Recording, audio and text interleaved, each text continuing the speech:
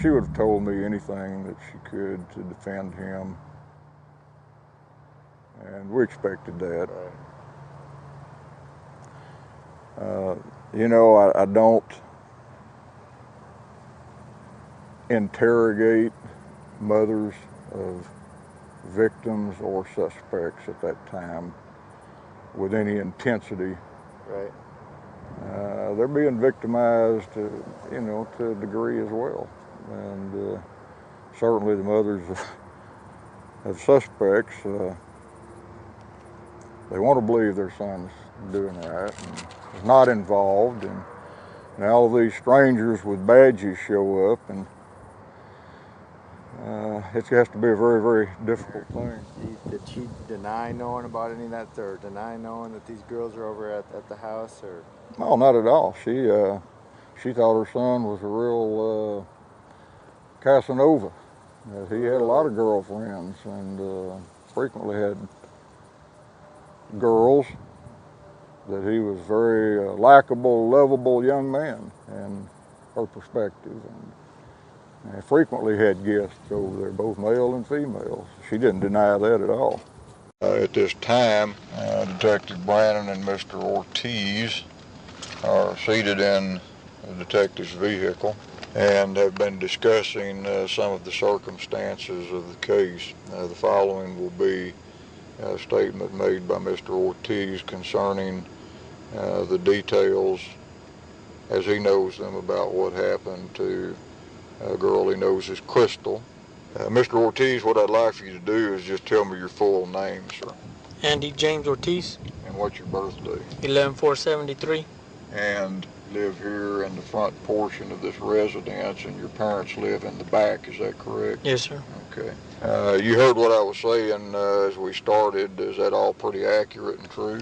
Yes, sir. Okay, I came out here, introduced myself with you, and told you I'd like to talk to you about what we were investigating. Of course, you were curious, and you called me to start with at the office and wanted to know about it. Isn't that right? Yes, sir. Okay.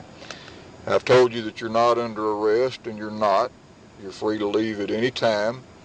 However, what you've had to tell me has been voluntary, and you've agreed to tell me that in the form of a statement on tape here. And that's what we're going to talk about. Is all that correct? Yes, sir. Okay. Let's back up just a little bit. What time did the girl get over here when y'all went and picked Probably her up? about 2. Okay, tell me how that happened. Y'all went and picked her up. She paged you? Who went and picked her up? I did. What was you driving when you went and picked her up? My mom's Ford Taurus. She Okay. paged me. I called back and I asked her what was going on. I didn't even know it was her at first, and then she told me that she got kicked out and that she didn't have no place to stay, that she didn't want to go with some other dude because he was yelling. And I said, well, you can't really stay here. She said, well, not the whole, like live there or nothing, just go kick back till she can get a hold of somebody. And I told her, yeah. And then Okay, now I went and picked her up. Okay. She told you this over the phone? Yes, sir. Okay. So Anybody go with you to pick her up? No, I dropped that girl Melissa off at home. Okay. Melissa had been over here earlier. That's your girlfriend. Yes, sir. You dropped her off at home. Did she know you was going to pick up this girl? No, I didn't tell her who the girl was in particular. I think it was like Tuesday night or something. Girl Crystal called me and asked me what I was doing. I told her I was here busy with my girlfriend. And she asked me if I would do her a favor, and I told her what's that. She said she didn't have nowhere to go, that her mom kicked her out, and if I could go pick her up and let her kick back here for a little while at my house. I said, yeah, I guess so. And she said she had somebody else to go to, but he started tripping, so I went and picked her up and brought her back to my house. Got here back about maybe 2:30 or 3, about 2. And we're here watching TV. A friend of mine, Hector, came by about maybe 2:30, stayed a couple of minutes, and then left because he was coming from his girlfriend's down the street. Then we were just there watching TV, and another friend of mine, Michael Olguin, came by. And he came by maybe at least about 3:30 or 4 in the morning. we were talking and everything, just doodling around, and there really nothing much to do in there. And that's when she told me that if there was any way I could take her home in a little while. And I told her I couldn't because my dad's car was blocking my mom's, and I can't wake them up, especially not with her there, because they'll get mad, me having a girl there. So I told her I can't do it if she can wait till later on during the day. And she said that she wanted to be there because her cousin was already leaving to work, and that she wanted to go talk to her mom before her mom leaves to work and apologize or whatever. And I told her I couldn't do it. I told her if it was okay, since she knew she was messing around with Michael, if she would, she felt comfortable, can he take her home? And I asked him. He said, yeah, he didn't have a problem with it. Did she tell you how old she was? She told me at the time she was 16. She told you she was She told 16. me. When did you find out that she was only 13? Earlier today when my mom told me. Okay. How about Michael? When did he find that out? Honestly, I don't even know if he knew or not. Okay. So you guys are over here, what are you doing? Listening to music, drinking, kicking back, Just watching TV. watching TV? So what's going on with the three of you? Just there watching TV really, and they're messing around, like laying on the floor. That's about it. Just like giggling and kissing and stuff like that, Giggling and kissing and stuff? Yeah, but nothing real like major, he's like just like got his hands around her, like hugging her and cuddling her or something like this. So next thing you know, they're talking for a little while, and she's telling us what went on, why she got kicked out or whatever, and she kept sneaking out or whatever. So other than that, after that, they left and went about their business. She called me from a payphone though, and but before she had left, she called a couple of people. No, she called some girl and a guy, and then she called her voicemail or something like that. That was pretty much it. That I can remember at this time. Him and Hector and another guy named Ernest, I don't ever use the front door, so they come in through the back, and they know the dogs, so they come in and out. And when they were leaving, they showed themselves out, because it's like his house too. You know what I mean? They come here, and if it's a stranger or somebody I barely met, then they won't.